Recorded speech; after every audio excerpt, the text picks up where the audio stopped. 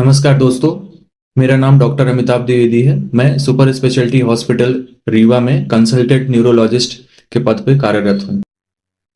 दोस्तों, मैं आज आपको जो बहुत ही कॉमन समस्या है, जिसे मिर्गी या झटके या एपिलेप्सी या दौरे कहते हैं, इसके बारे में डिस्कस करना चाहता हूँ।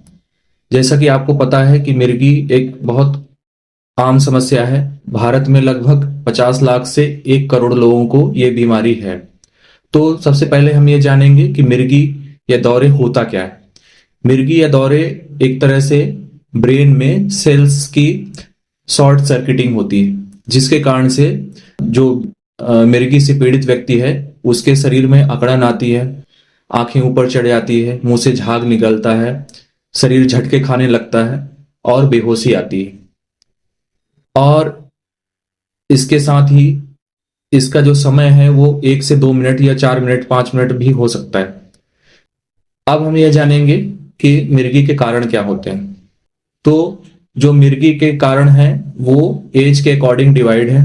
जैसे कि अगर बच्चा न्यूबॉर्न है या तुरंत का पैदा हुआ बच्चा है तो उसमें जन्मजात कारण के कारण मिर्गी मिर्गी के दौरे हो सकते हैं। जैसे बच्चे का जन्म के समय ना रोना, उसके कारण से ब्रेन में ऑक्सीजन नहीं पहुंचती, उसके कारण से बच्चे को झटके आते हैं, या जेनेटिक बीमारी होती है, या कंजेनाइटल अनोमली, कुछ जन्मजात बीमारियां होती हैं। उससे थोड़ा सा बड़े बच्चों में ब्रेन में इन्फेक्शन मोस्ट कॉमन कारण है झटके आने के। बड़ों में झटके आने के कारण दिमाग में चोट लगना, ट्यूमर होना, स्ट्रोक या एनसीसी, एक तरह का दिमाग का कीड़ा, यह कारण हो सकते हैं। तो सबसे पहले हमें, अगर किसी व्यक्ति को दौरे आते हैं तो क्या करना चाहिए।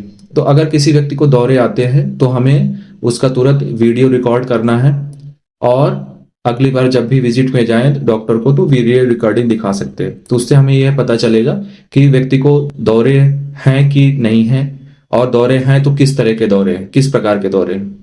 क्योंकि दौरे कई प्रकार के होते हैं। एक प्रकार का दौरा जिसे जीटीसीएस बोलते हैं, जिसमें हाथ पैर की अकड़न होती है।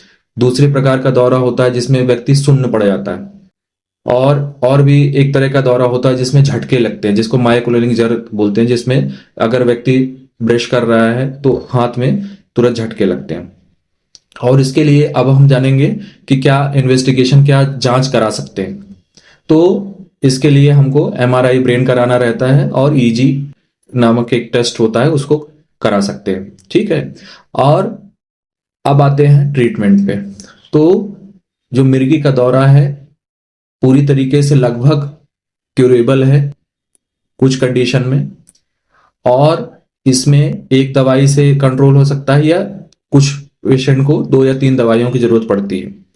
केवल 10 से 20% व्यक्तियों में या पेशेंट में जिसमें 2 या 3 दवाइयों से मिर्गी कंट्रोल नहीं होती, उसको अपन रिफ्रैक्टरी एपिलेप्सी कहते हैं। तो इसमें वीडियो ईजी की मॉनिटरिंग की जरूरत होती है, और उसके हिसाब से हमें वो लोकेशन पता चलती है ब्रेन में जहां से झटके पैदा होते हैं, और उसका एपिलेप्सी सर्जरी के द्वारा ट्रीटमेंट किया जाता है। तो अगर किसी व्यक्ति को मिर्गी या दौरे आ रहे हैं तो हमें फर्स्ट एड क्या करना है। अगर वो वर्क प्लेस पे है, किसी ऑफिस में है, या रोड में है, या रेलवे स्टेशन, एयरपोर्ट, कहीं भी अगर झटके आ जाते हैं तो हमें क्या उपाय करना चाहिए, फर्स्ट एड क्या करना चाहिए। तो सबसे पहले व्यक्ति को जमीन में लिटा देना है किसी फ्लैट सरफेस पे, और उसके सर के नीचे सॉफ्ट पिलो या कोई कपड़ा लगा देना है ताकि चोट ना पहुंचे। उसके गले में अगर कोई टाई है या स्कार्फ वगैरह है तो उसको निकाल देना है, और उसके अगल बगल अगर कोई शार्प ऑब्जेक्ट है या नुकीली व्यक्ति चीजें हैं उसको हटा देना है, और व्यक्ति को एक करवट या साइड में लिटा देना है। और इस चीज का ध्यान रखना है कि मुंह से कुछ भी चीजें नहीं देना है, पानी वगैरह नहीं डालना है, चम्मच से मुंह नहीं खोलना है, या जूता या मोजा जो सुखाने की कुछ लोगों में है टेंडेंसी, वो चीजें नहीं करनी है।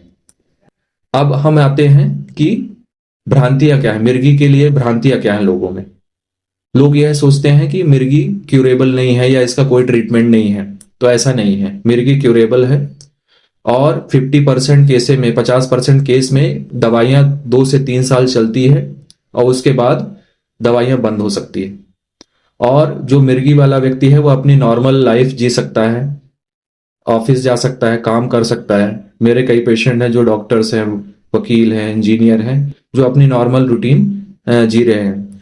मिर्गी से पीड़ित व्यक्ति शादी कर सकता है, उसमें कोई दिक्कत नहीं है। और महिलाएं प्रेगनेंसी प्लान कर सकती हैं, और इवन 95% केसेस में बच्चे नॉर्मल पैदा होते हैं।